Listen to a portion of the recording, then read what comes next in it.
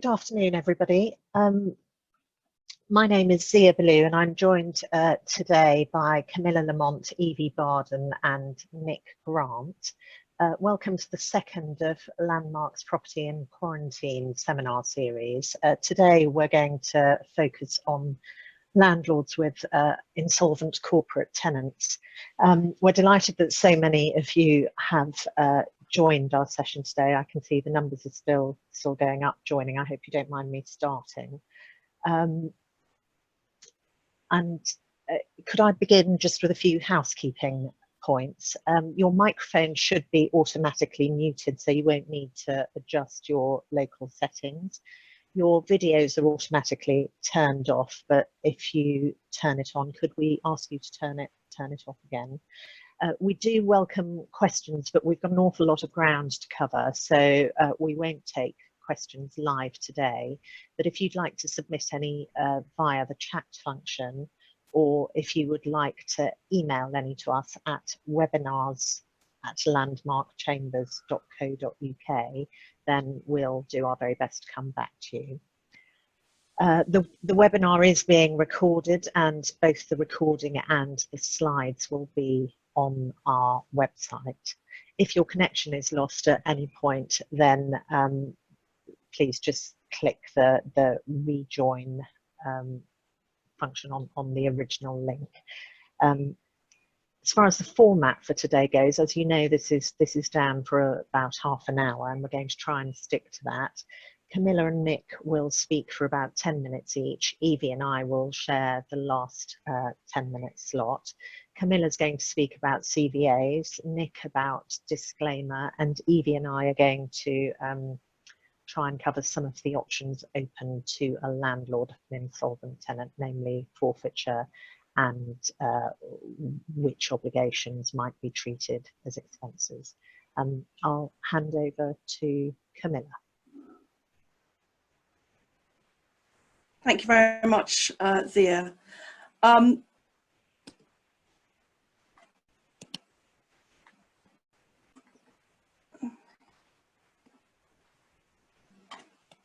Sorry, finding the next. Thank you all.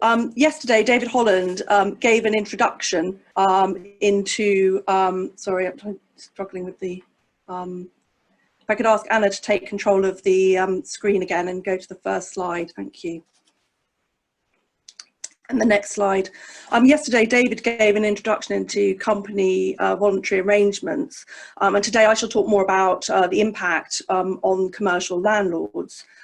Just to recap, and for the benefit of anyone who wasn't at yesterday's webinar, a CVA is a form of rescue package that was introduced on the recommendation of the Cork report. Its aim is to provide a relatively simple and flexible procedure whereby directors can propose a contractual compromise of the company's existing liabilities to enable the company to avoid insolvency and to survive as a going concern. If 75% of creditors by value approve, and at least 50% of unconnected creditors do so, then the CVA takes effect against all creditors who are entitled to vote, whether they voted or indeed even if they voted against. And a CVA takes effect as though it were a contract made between the company and each of its creditors, and it is therefore to be construed in the same way as any other contract. Of course, this procedure runs the risk of the majority imposing an oppressive compromise on the minority of creditors. And as a consequence, there is a time-limited right to challenge a CVA. You have 28 days from the CVA to challenge it under Section 6 of the Insolvency Act, on the grounds either of unfair prejudice and or material irregularity. If I can go on to the second slide, please. The CVA has, in recent years, been deployed by tenants in the retail and casual dining sectors, essentially as a means of restructuring their lease portfolios. Many such companies view themselves as being unnecessarily burdened by an over-rented lease portfolio. As I'm sure many of you are aware, the retail sector is increasingly moving from bricks to clicks, moving online, and many corporate tenants now attribute less value to their bricks and mortar stores. I think we can expect more CVAs, particularly from otherwise viable companies who now need a helping hand to trade through the COVID-19 pandemic. And it would seem to me that the CVA is a uniquely placed procedure for that. There is an ever-evolving standard model of CVA, which categorises stores into several different classes, depending on their financial performance. So the worse the store's performance, the greater level of proposed rent reduction. Some stores may be so badly performing that they will be proposed to be shut down completely, whereas other prime sites will simply at most be moved on to monthly rents. Now, last year I was fortunate enough to be involved on the tenant side in the Debenhams case, in which a connected group of landlords who were funded by Mike Ashley Sports Direct, a direct competitor of Debenhams, challenged Debenhams CVA in the High Court. I mean, the Debenhams CVA itself had garnered a considerable amount of support amongst its creditors, and most of its landlords voted in favour of it. But a minority brought this challenge. The key features of that CVA were that only landlords and rating authorities were affected by it. The rents of many of the stores were reduced, in some cases by 50%, and some stores were shut completely. However, where rents were reduced, the CVA gave the landlord a new right to terminate the lease in short order. So effectively, the landlord was then given, as a quid pro quo, a right to elect to basically terminate the lease and take its chances on the open market. The unchallenged evidence in that case was that all the stores were over-rented. Importantly, the CVA also sought to remove all landlords' rights to forfeit by reason of a CVA-related event, whatever class they were in. If I can move on to the next slide. What's particularly interesting or important about the Debenhams case is, well, first of all, it's a challenge that actually got to the High Court and there is a decision, and that's been a long time coming. But it itself raised a number of really quite important fundamental points regarding the proper scope of a CVA as a matter of jurisdiction. The first ground of challenge was based on an argument that future rents couldn't be compromised at all by a CVA because future rent was not yet owing and it wasn't a current debt. However, that argument was rejected by Mr. Justice Norris, who, having reviewed all the authorities, held that a creditor is given a broad meaning as including people with future and contingent claims. And therefore rent, future rent and other contingent liabilities under a lease, such as future dilapidations claims, can be included within a CVA. As a second ground of appeal, the landlords also argued that it was automatically unfair for a CVA to reduce rents where a company continued to trade from premises for the benefit of its creditors as a whole. But this argument was also rejected. The question of fairness was to be assessed in the round in the context of a CVA. And in the Debenhams case, all the leases were over-rented and the CVA gave the landlord this additional right to terminate the lease if it wanted to test the market itself. And that was held to be fair. However, the judge made it clear that if a CVA proposes less than a market rent or interferes with the contractual rent to more than the minimum extent necessary to achieve the purposes of the CVA, then it might very well be found to be unfairly prejudiced. If I could go on to my next slide, thank you. A point of particular interest for property lawyers out of the Debenhams case was that under ground 3 of the appeal, the landlords challenged the provision in the CVA abrogating their rights to forfeit leases on an insolvency event, such as the proposal and making of the CVA itself. This ground was successful, but it didn't derail the CVA as a whole because of a severance clause which enabled the judge to effectively sever the offending clauses from the CVA and uphold the majority of it. But the judge held that as a matter of jurisdiction, a CVA can modify any pecuniary obligation on breach of which a right of re-entry may be exercised, and in that case, the right will only be exercisable in relation to the pecuniary obligation so modified, but a CVA cannot be used to modify the right of re-entry itself or to prevent a landlord from exercising a right to forfeit for breach of an insolvency condition. Now, in the Debenhams case itself, the provisions within the CVA that required some landlords to accept a surrender of their leases where stores were to be closed was not challenged as part of at that trial.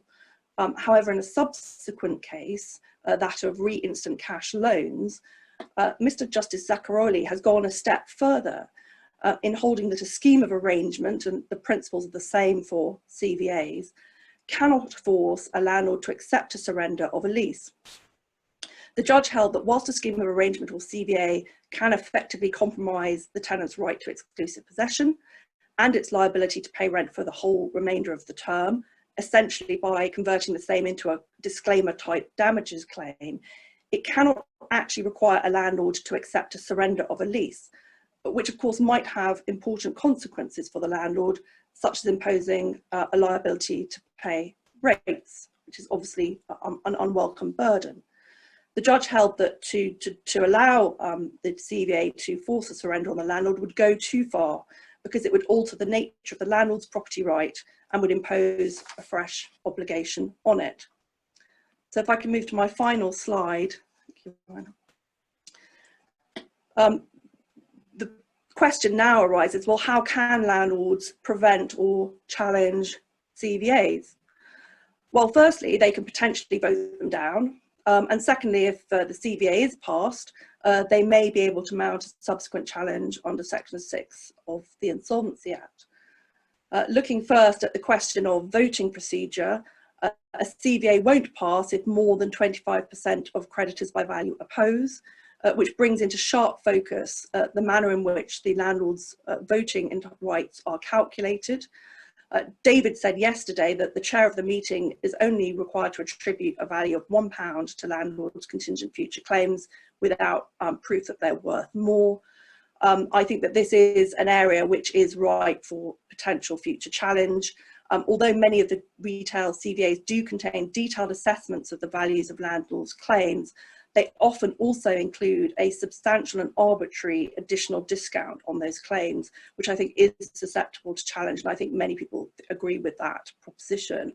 And therefore, if there were a case in which the calculation of votes would actually affect the outcome of the CVA procedure, then there may be a material irregularity challenge as a result.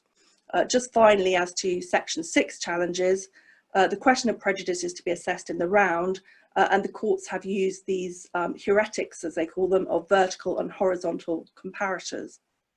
The vertical comparator, which is often described as setting as a benchmark, compares the outcomes in the CVA to those in other insolvency processes. And basically, if under a CVA a landlord is worse off than it would be under winding up or administration, then the CVA is likely to be vulnerable to challenge. That was the case in the Powerhouse litigation, where there was an attempt to use a CVA to strip out valuable parent guarantees. That was successfully challenged because the landlords would have been better off had there been a liquidation, because they would have had the benefit of those third-party guarantees. A horizontal comparison between different classes of creditors doesn't require equal treatment between different creditors, but differential treatment must be justified. In the Debenhams case, the differential treatment between trade creditors' claims and landlords' claims was held to be justified because, amongst other things, compromising trade creditors' claims would have disrupted the supply chain, threatening the company's recovery. So that's a very quick run through of the CVA process. clearly challenging a CVA is an expensive and risky business, and is going to be difficult to do unless the CVA is obviously prejudicial. And most of these model CVAs are now carefully crafted to avoid challenges, as in the case of Debenhams. Landlords may challenge and then try to negotiate a side deal, and that happened in the House of Fraser case. You know, we will just have to see how this jurisdiction develops over time. I think there will undoubtedly be more CVAs because of the state of the retail sector generally, and also now because of COVID-19. Quite how landlords are going to react to these CVAs remains to be seen. Thank you very much. I can now pass on to, I think Nick's now talking about disclaimer.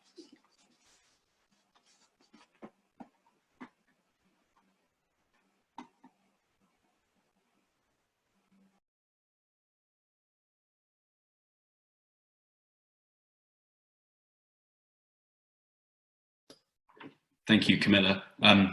Sorry, Anna, sorry everyone. Anna, I couldn't operate the PowerPoint and bring myself back. Wonderful, right, so I am going to be speaking about disclaimer. There's quite a lot of information in the slides, but effectively I will endeavour to run through it, and it's more there as a reference for you. In broad outline, disclaimer allows liquidators of companies to disclaim onerous property. That determines the rights, interests and liabilities of the company in relation to that property, though not in relation to others. And once property's been disclaimed, the court may vest it in another party. That's vesting orders. I'll come to that at the end. The key sources should now be out on your slides. Part 19 deals with a lot of the procedure, which I won't go through today, and Hinds Castle is the main House of Lords case on this topic. So, what is disclaimer? Too far. The general power to disclaim is contained in section 178(2) of the Insolvency Act. And as I said, it effectively allows the liquidator, by giving notice, to disclaim any onerous property, even if he's taken possession or endeavoured to sell it. The lease, because we're dealing mainly with leases today, must be disclaimed wholly or not at all, though there's a slight nuance where the 1995 Act applies. And under the former law, contained in the Old Companies Act, any liquidator required the permission of the court to disclaim, but that's no longer the case. So what is onerous property? Well, that's defined in section 178(3), which you have on your screen. And it was examined, or the idea of what onerous property and onerous contracts were examined in re-SSL, a reference to which you also have. It outlines 5 principles, again, that I won't go through now, but the critical feature is that the performance of the future obligations will prejudice the liquidator's obligation to realise the company's property and pay a dividend to creditors within a reasonable time. So examples can, as I put on the screen, include, for example, a lease, even if the rent's already paid, where, for example, there was an absolute prohibition on assignment or subletting, and they could effectively do nothing with it. There are some restrictions on disclaiming property. 178(5), the upshot of which is if a person who's interested in, and by that we effectively mean has a proprietary interest, asks the liquidator if they're going to disclaim the property and they don't do so within 28 days, they then can't do it. So effectively, if you're interested in the property, you can hurry them up. The second is in section 179, and that applies to leases specifically. And a disclaimer can't take effect unless a copy of the relevant notice is served on all underlessees and mortgagees, and no vesting order application is made. So what is the effect? Well, there are 2 things to consider.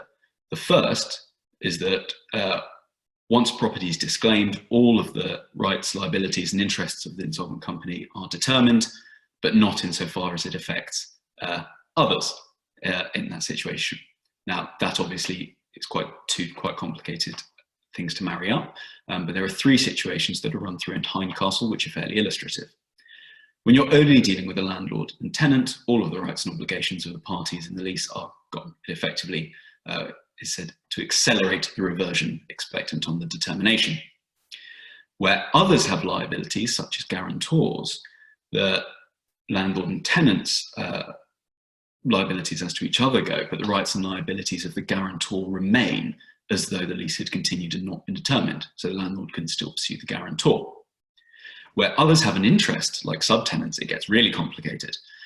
The landlord's and subtenants' rights against the insolvent tenant are extinguished, and the insolvent tenant's interest in the property is extinguished. But the subtenant's interest continues, and he's deemed to hold the estate on the same terms and same rights as if the lease between the landlord and tenant had continued. So as long as a subtenant pays rent and performs the tenant's covenants in the disclaimed lease, the landlord can't eject him.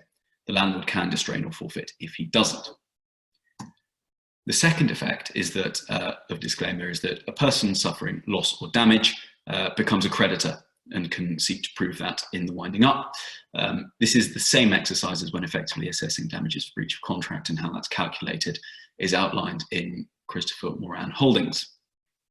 But effectively, you're looking at the difference between the sums that he would have received but for the disclaimer, and that he will now receive, bearing in mind what he can now the landlord can now relet the property for, and taking into account the effect of a vesting order.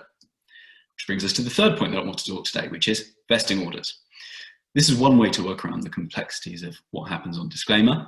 Applications are controlled by section 181. There is a special statutory machinery for leases in section 182 as well.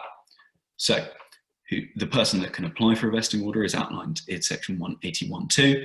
It's a person who claims an interest in the property or who's under any liability in respect of the property, not being a liability discharged by the disclaimer.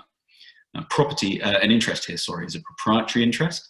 There was a 1994 case that said otherwise. That's now unlikely to be good law. And for the purposes of section 2B, it can include guarantors of the lessee or original or former lessee still under liabilities. But for example, any surety whose future liability is discharged by the disclaimer cannot apply. The court's discretion is outlined in section 181(3). There's some helpful guidance on its application in Hunt and Conway. 2 points I'd like to bring out. First, it's a pretty untrammeled discretion, though it has been said that in the absence of a competing application for the vesting order, or some good reason to the contrary, the discretion ought to be exercised in favour of the applicant. It's also said that in exercising the discretion, a court is not confined to an all or nothing approach, can make an order in respect of part of the disclaimed property. Now, as I said about 30 seconds ago, there's another section here when we're dealing with leases, which is section 182. And a court can't make a vesting order under section 181 until the interests of the other parties that can bring themselves within 182 are cleared away using the machinery of that section. Section 182 provides that the court cannot make an order on any person claiming as an underlessee or mortgagee, except on terms that it's A, subject to the same liabilities and obligations as the wound-up company, or, if it thinks fit, subject to the same liabilities and obligations as a person would have been under if the lease had been assigned on winding up. The difference between those two, broadly, is that the second measure would exclude liability for liability of vestees for breaches committed, limits the liability of the vestees, to breaches committed after the vesting. In choosing between those two, section 181 to A or B, it's a matter for the discretion of the court again. There's guidance in Carter that still held to be good, and that's why I put the Hanbury reference on your screens. But the general intention is to interfere as little as possible with the rights of lessees and do no injustice to the lessor. So, for example, in one case, the court refused to make a vesting order on the basis that it would force on the landlord's tenants that it would never have wanted and could reasonably have refused to not take on. So the general point of this effectively is to put underlessees and mortgagees to their election, and the point of Baker and Lupton is that the court can impose a time limit if they're dragging their feet. So what happens if the underlessees and mortgagees don't accept a vesting order? Well, first, they're excluded from then any interest in the property. That's 1824. Second, the court may vest the company's interest in the property in any person who's liable to perform a lessee's covenants, and it may so vest it freed and discharged from all estates, encumbrances, and interests created by that company. So it's much more advantageous. That's been a very quick run through of everything. As I've said, the slides are all there with slightly more detailed references for your reference, but I will now hand over to Evie and Zia.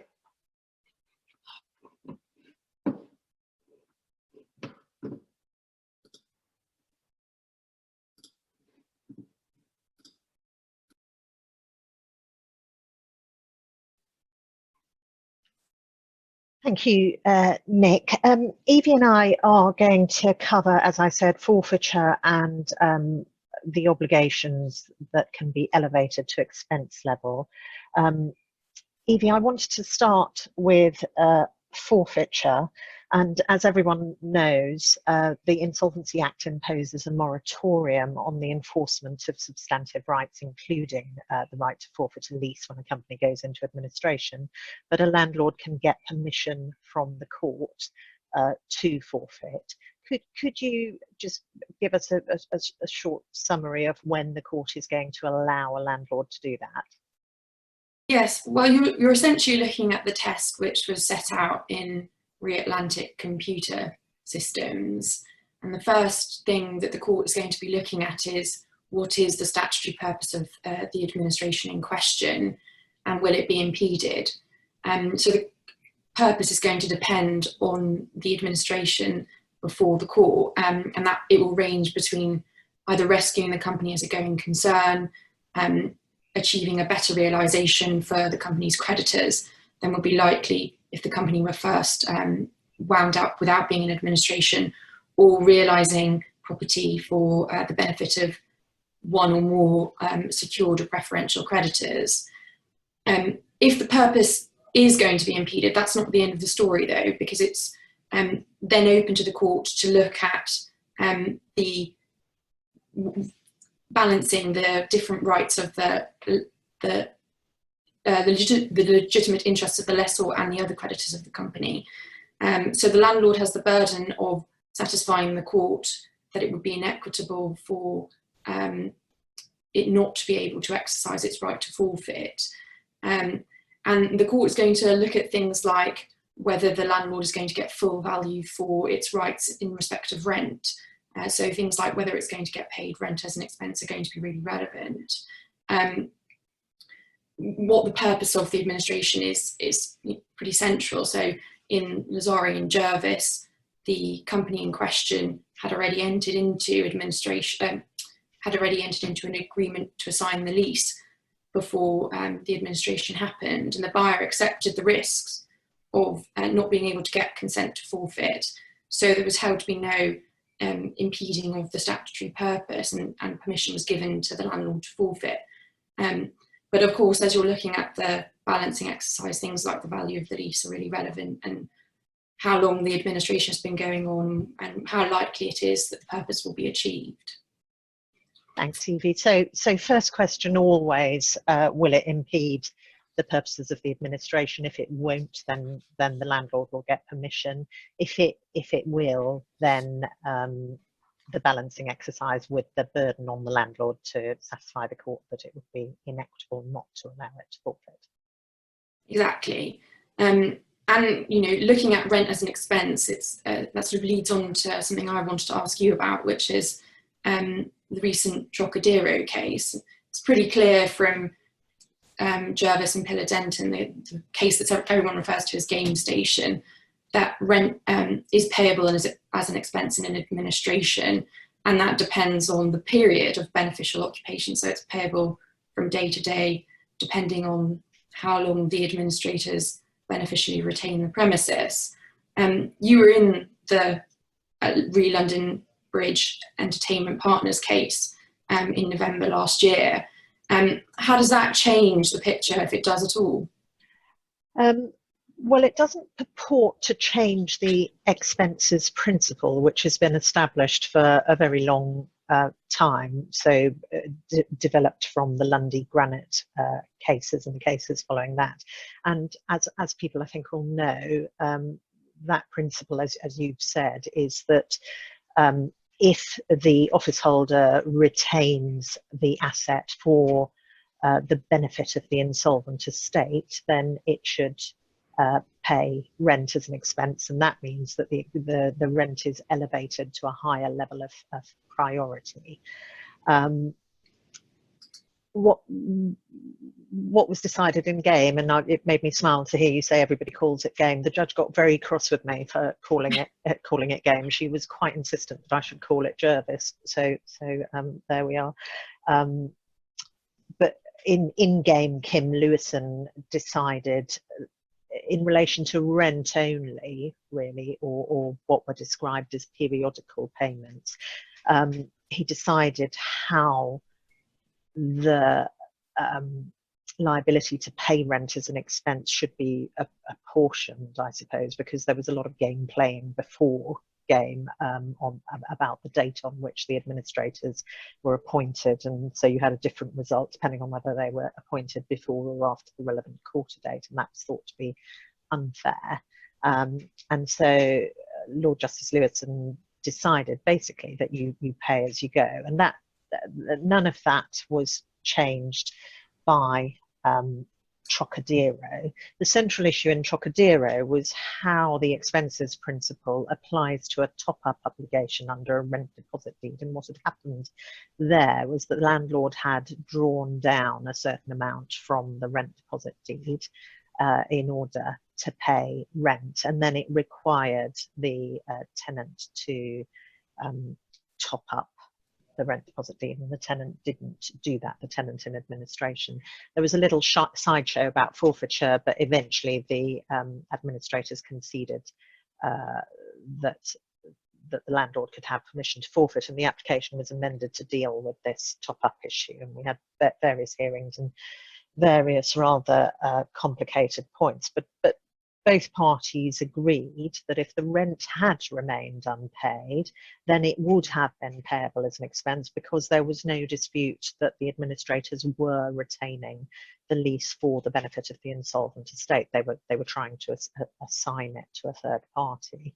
The landlord had losses in respect of other claims, which it would have been entitled to deduct from the rent deposit deed, but which exceeded, we said at least, the amount left in it. There were other complex arguments, but as far as treating the top-up obligation as an expense, our argument was that if an office holder retains premises for the benefit of the estate, then the court must ensure that the landlord obtains what's been described in the cases as full value for the period of occupation, and our position was that includes all the rights and obligations of the tenant, which are effectively the consideration for it being permitted to retain, or it being granted the lease in the first place. Judge Barber rejected that argument and decided that it was necessary to identify the extent to which the relevant liability is correlative or reflects the benefit to the estate after the commencement of the insolvency. And that was, to my mind at least, a new and perhaps slightly surprising principle.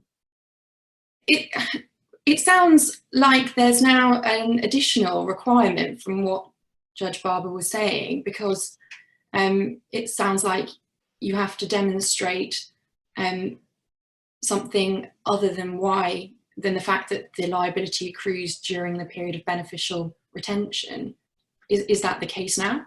I think that is the right interpretation of what the judge was saying in that case. I think it's probably quite important to know that the judge didn't like our position, that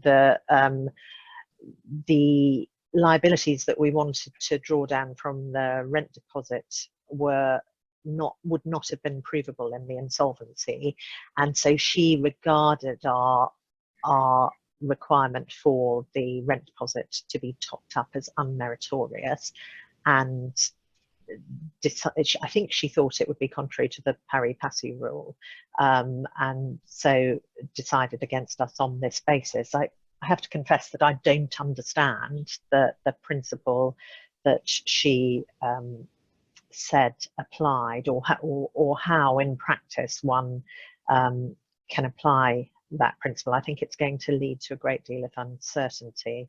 I think I might have gone as far as to say chaos in deciding what is elevated to the level of expenses, because we've been told for quite a long time, since at least Toshuku, the House of Lords, Lord Hoffman, that the expenses principle, the Lundy Granite principle, is not a matter of discretion anymore. It's hardened into principle. And it seems to me that what this decision does is introduce an element of discretion without any sort of easily understandable principle into the whole into the whole assessment. So I think the decision muddies the water. That you do have to show, according to Judge Barber, that there is some correlation between the liability you're seeking to elevate it to an expense and the benefit to the insolvent estate. She didn't, I think, say in terms that was limited to rent, but that sort of seemed to be her view, that it was rent and possibly some other debts. For my own part, I simply can't see that you can pick and choose between the obligations of the tenant in that way.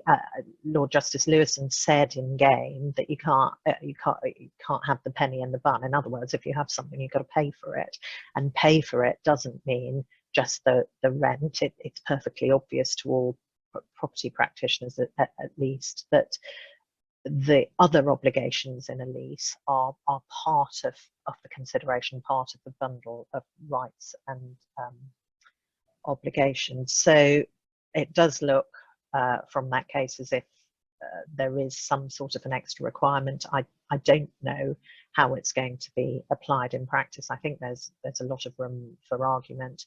As it happens, we didn't appeal, but my own view is that the decision gives rise to probably more questions than answers. My view is that there are two questions, and that this is how it should have been approached. The first question is, what sort of obligation can be elevated to expense level? And it seems to me that the answer to that is quite clear. It should be the obligations in the lease. The second question is then, I think, how should that liability be apportioned or applied for the period of beneficial occupation? And I think that there's probably more scope for argument there.